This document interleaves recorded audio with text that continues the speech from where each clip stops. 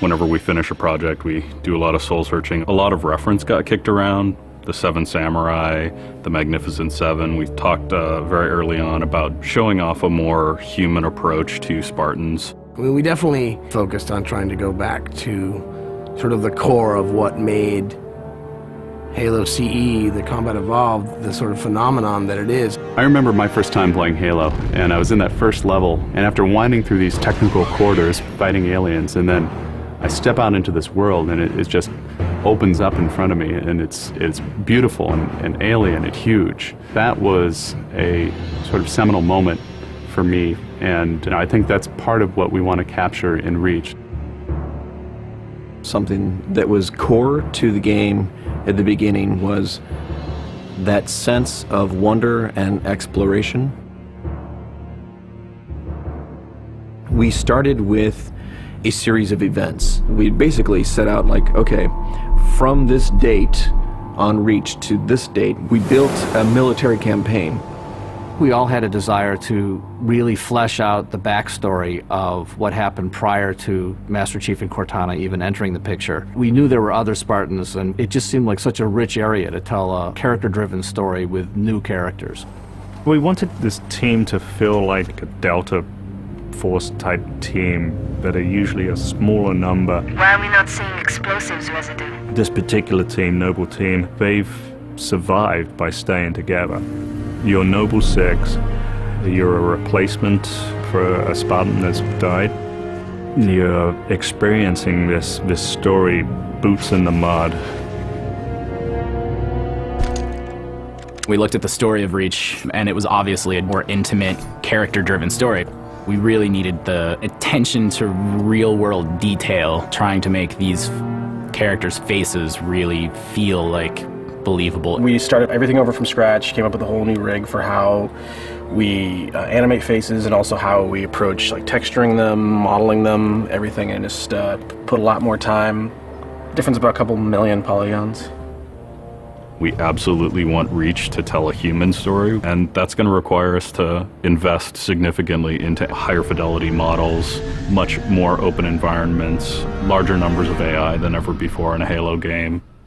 To pull off the vision for what we had for this game, we ended up gutting almost every part of the engine, retooling things to make it run faster, to make it run better, and look better. We had to throw out all of our technical systems. We had to then throw out the content that went with it because that content didn't represent the new bar we were going for. Copy that, on our way.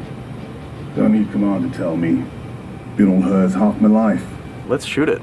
We've got a great team of guys, and they could take motion capture and they could make the poses way more dynamic, way more expressive. Those changes bring out the life, they bring out the style of our characters. We had probably 4 times the amount of polygons to play with this time around, which gave us a lot more freedom and creativity in what we wanted to achieve. When you look at total engineers that are actually putting code that are actually affecting this game, I mean, it's massive, 30 plus guys. It's crazy. When you shoot a rock face, you'll see sparks, rock chips, dust. In Halo 3, we had a maximum of 100 colliding particles. In Halo Reach, we have thousands. We've got much more customizable Spartans than we've ever had in the past. The number of polygons we can draw at one time has skyrocketed. It's changed the way we build things up close as well as out far. This is where Noble Team arrives, and then you're going to work your way down, all the way down these terraces. Big open environments, epic skyboxes. These are things that are quintessential to Halo. Like, we're building a planet that exists 500 years from now. We want to build spaces that you want to explore. We want to put twice as many characters, vehicles, and weapons into that environment. That's going to require massive improvements to the way we handle our artificial intelligence in the game. We now can put so many AI in an encounter that you can put 4 Spartans, the player, 8 Marines against 30-ish Covenant, and that's an actual serious challenge.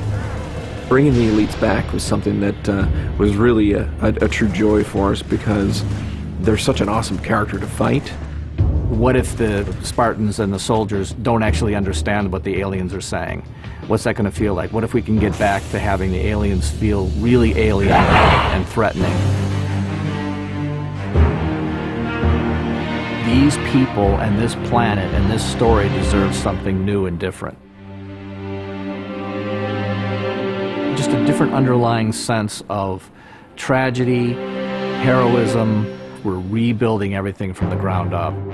You have to walk this very fine balance. We want to add new things, but we don't want to rough up anybody's baby. I mean, that's the whole thing about the crazy sausage that is Bungie's Halo Reach ODST universe, is that we've sort of developed this gameplay that every person sort of has the different things about it that they like, and I still think that we still struggle to figure out exactly what, like what can we add or remove without pissing off certain people in the population. We looked at the Halo 3 assault rifle, and it really does feel kind of dated. It fit the tech then, but now we have all of these new polygons to play with. We went to a lot of trouble to sort of ground the weapons and the vehicles more in this sort of more real, more gritty world.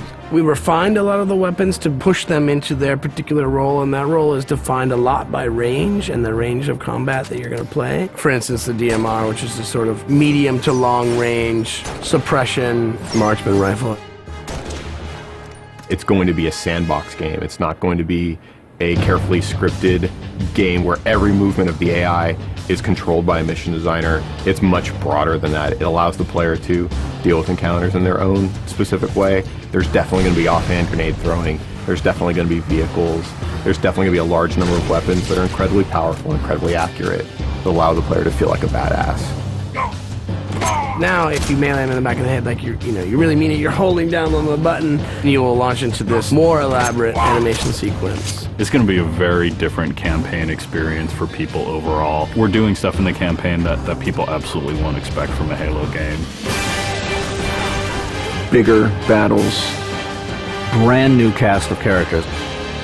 An incredibly ambitious game. Every neuron in my head is firing with just reach, reach, reach. We knew from the beginning what the end was going to be. This is the definitive Halo made by the people who created Halo.